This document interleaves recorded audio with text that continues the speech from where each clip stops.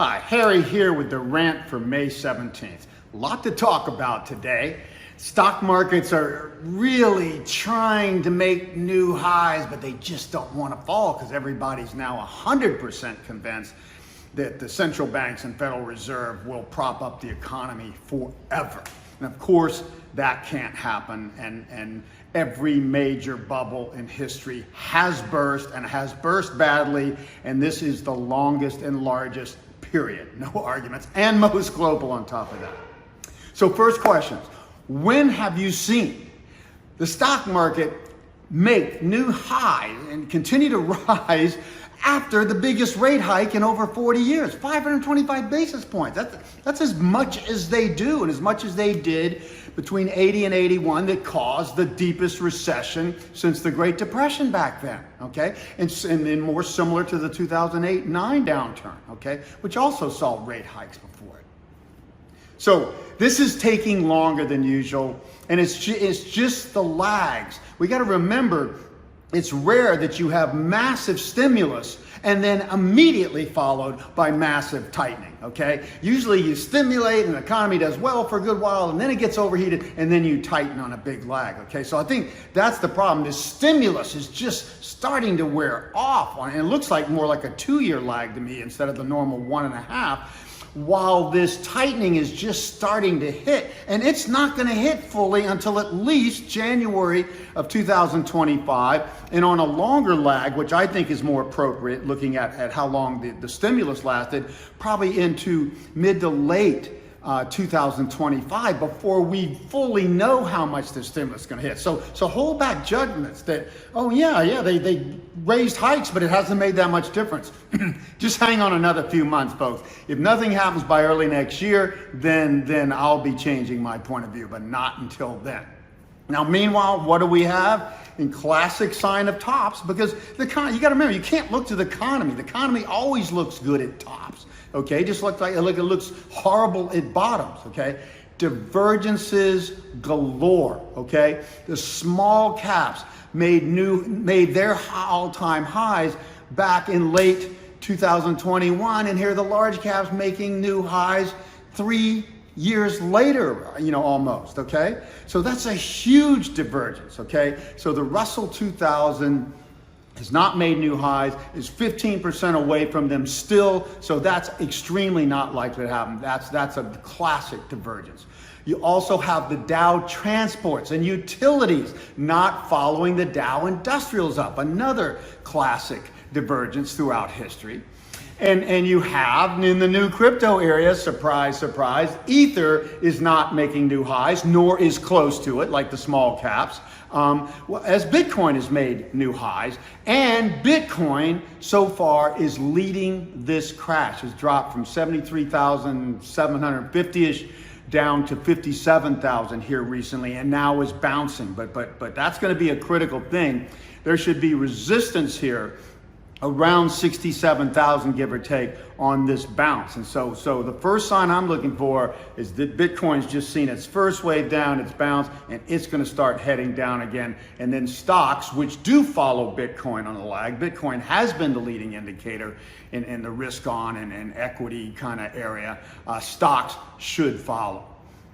Now, the first sign of this bubble crash, though, well back, was Cathie Wood's ARK, A-R-K-K, the ultimate small cap tech growth fund, just outbeats everything, and then basically has been crashing since the end of 2023. So that was the first real leading indicator that this bubble, because that was the bubble of bubbles, is bursting. Since, we've had the yield curve turn negative for the longest time, I'd say maybe in history. So people are saying, well, but it's not making a difference. Well, again, give it a little time. Again, remember, the strong stimulus suddenly followed by tightening, which means the stimulus has to also wear off, which I think it's starting to do, okay? The conference board, leading indicator, I mean, that's a classic one. That's flashing clear as a bell, and many other things, okay? So everything's there for this crash, and everybody's saying, well, if we do have a correction, it'll be minor.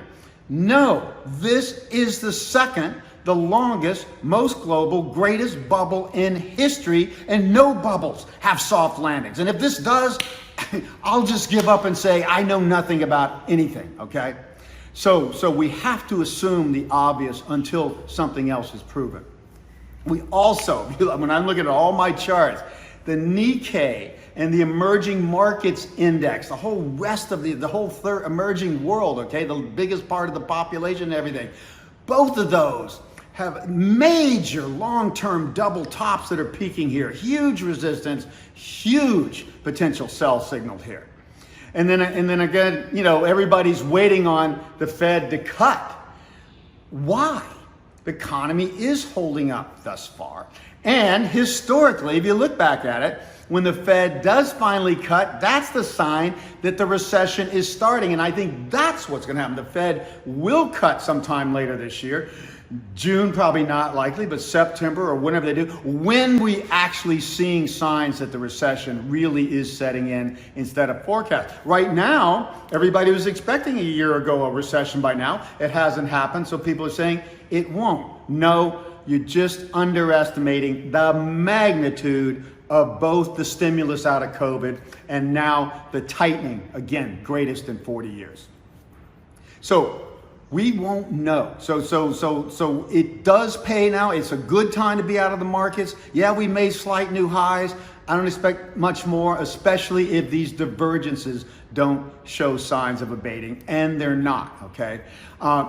Bitcoin, again, this recent crash, just over 67,000 down to 57,300, okay? You know, after a higher peak. I mean, this is showing that is the leading indicator. And if that, I'm looking for first thing, Bitcoin to turn down again, okay? And then to break 57,000 level, okay? That's a sign we're clearly going down. And the other sign is this Russell 2000 channel I've been featuring for newsletter subscribers now for a long time. That's the best pattern in US stocks, and they keep trying to break to the upside of this channel over 2100. The upside is really about 2000, but it can't get above about 2100 before it falls back down, and I'm looking for that to break back down into the channel below 1900. Okay, so Bitcoin continuing to fall again, especially a break of 57,000. Russell 2000 falls back below 1900. That is what I'm looking for, is sign that this crash is setting in. And once it does, I think it's going to be the crash of our lifetimes and last at least into late 2025 and maybe longer. The other one, of course, a lot of people know the safe haven is the 10 and 30-year treasury bonds, and TLT is the best ETF to play that. Well, a lot of people in our subscribers been piling into that. It does usually start to rise before the stock top, which it did now finally bottom in October of 2023 at about 82.45, okay? And it's starting to rise, but it's pulled back, you know, again.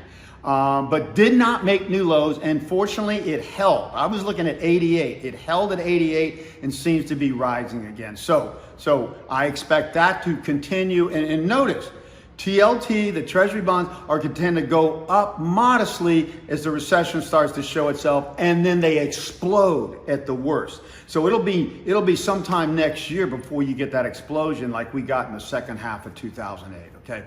So again, I know this is frustrating.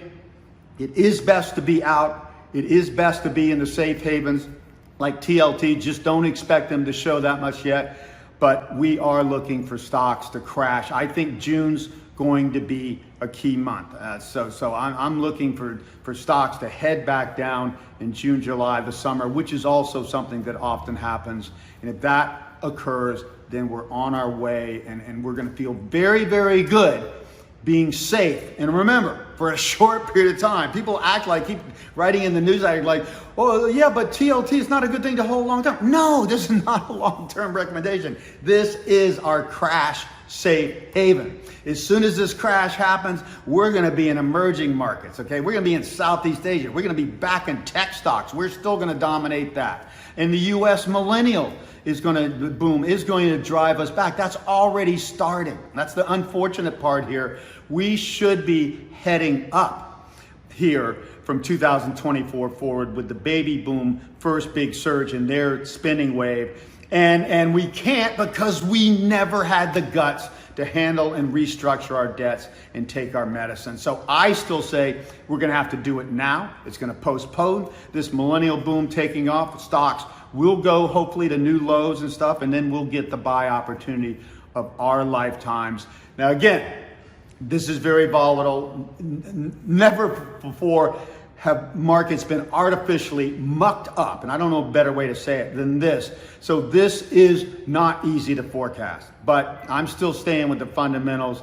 It looks like we are finally gonna burst, and we are gonna get this great buy opportunity of a lifetime in equity stocks, and especially in real estate, because real estate really does not have good fundamentals after this crash. So we're gonna need a good crash to be able to make profits in real estate. And of course now to get something affordable for these poor millennials.